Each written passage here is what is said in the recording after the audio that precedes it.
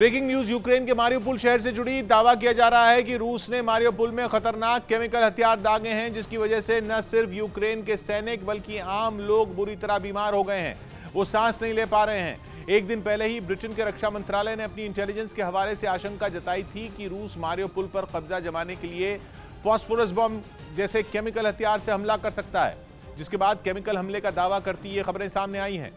हालांकि इन रिपोर्ट की पुष्टि नहीं हुई है, लेकिन ब्रिटेन ने चेतावनी दी है कि अगर खबर सही निकली तो वो पुतिन को छोड़ेगा नहीं। अरुण सिंह जुड़ रहे हैं लाइव कीव से हमारे साथ। अरुण, क्या पता चल रहा है मारियोपोल के बारे में? जी किशोर, यूक्रेन के इस दावे के बाद पूरी दुनिया में हड़कंप मच गया है। यूक्रेन ने दावा किया है कि रूस ने केमिकल वेपन का इस्तेमाल किया है। रासायनिक हथियारों के जरिए न सिर्फ उसने यूक्रेन की सेना को निशाना बनाया है, बल्कि आम नागरिकों को भी निशाना बनाया है। इस रिपोर्ट के सामने आते ही ब्रिटेन ने रूस को खामियाजा भुगतने की चेतावनी भी दे दी है। यानी अगर यूक्रेन के मारियोपोल शहर पर केमिकल हमले की खबरों में जरा सी भी सच्चाई है तो जिसका डर था वो आखिरकार हो ही गया। मारियोपोल की अजोव बटालियन, जो कि यूक्रेन के नेशनल गार्ड का हिस्सा है, उसने दावा किया है कि पुतिन ने मारियोपोल को अपनी मुट्ठी में करने के लिए वहां जहरीले केमिकल हथियार दागे हैं। हालांकि ये कौन सा केमिकल हथियार है ये वो साफ नहीं हो पाया है, लेकिन कहा जा रहा है कि वो इतना खतरनाक था कि यूक्रेन के सैनिक और आम लोगों का सांस लेना मुश्किल हो गया। और वो ऐसे छटपटाने लगे जैसे बिन पानी कोई मछली। दावा है कि रूस ने मारियोपोल शहर पर ड्रोन से कोई जहरीला केमिकल बरसाया, जिससे सिर्फ यूक्रेन की सेना को ही निशाना नहीं बनाया गया, बल्कि उसका मकसद यूक्रेन के आम लोगों का शिकार करना भी था। यूक्रेन की अजोव बटालियन का कहना है कि हमले की वजह से एक जोरदार धमाका हुआ, जिसकी आवाज सुनकर लोग देखने गए कि हुआ क्या, तो उन्हें सामने सफेद धुआं उठता नजर आया। इससे पहले कि किसी को कुछ समझ आता, अचानक लोगों के शरीर में गड़बड़ी होने लगी। उन्हें ऐसा महसूस होने लगा मानो उनके शरीर से जान निकल रही हो, क्योंकि वो चल फिर ही नहीं पा रहे थे।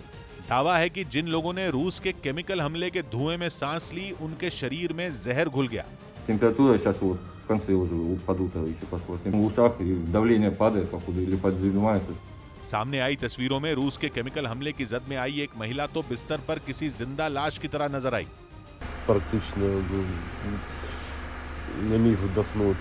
आरोप है कि यूक्रेन के जो सैनिक और आम लोग रूस के केमिकल हमले की जद में आए, उनमें बेहद खतरनाक लक्षण देखे गए। उनका दिल बहुत तेजी से धड़कने लगा, उनका ब्लड प्रेशर भी काफी हाई हो गया। कई लोगों का गला तो सूखने भी लगा और उसमें सूजन भी पाई गई। यहां तक कि केमिकल हथियारों का निशाना बनने वालों को आंख, नाक और मुंह में सूजन और जलन की दिक्कत भी हुई। कई के तो कानों ने झंझनाना शुरू कर दिया। वैसे एक दिन पहले ही ब्रिटेन के रक्षा मंत्रालय ने कहा था कि उसके पास ऐसी खुफिया जानकारी है जो दावा करती है कि रूस मारियोपोल में अपना झंडा फहराने के लिए वहां बेहद घातक फास्फोरस बम जैसे केमिकल हथियार बरसा सकता है। यही वजह रही कि जैसे ही रूस के मारियोपोल में जहरीला केमिकल हथियार चलाने की खबर सामने आई तो ब्रिटेन तिलमिला गया और इस खबर का सच पता लगाने में जुट गया। उसकी विदेश मंत्री लिज ट्रस ने तो सीधी धमकी दी कि अगर मारियोपोल में केमिकल हमले की खबर सही निकली तो पुतिन को अंजाम भुगतना होगा। वहीं अमेरिका भी खबर की पुष्टि करने में जुटा है। एक दिन पहले यूक्रेन के राष्ट्रपति वोलोदिमीर ज़ेलेंस्की ने भी मारियोपोल में केमिकल हमले का शक जताया था।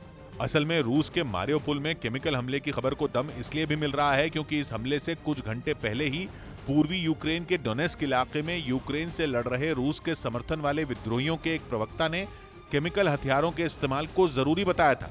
लेकिन सवाल यह है कि मारियोपोल शहर पुतिन के लिए इतना अहम क्यों है?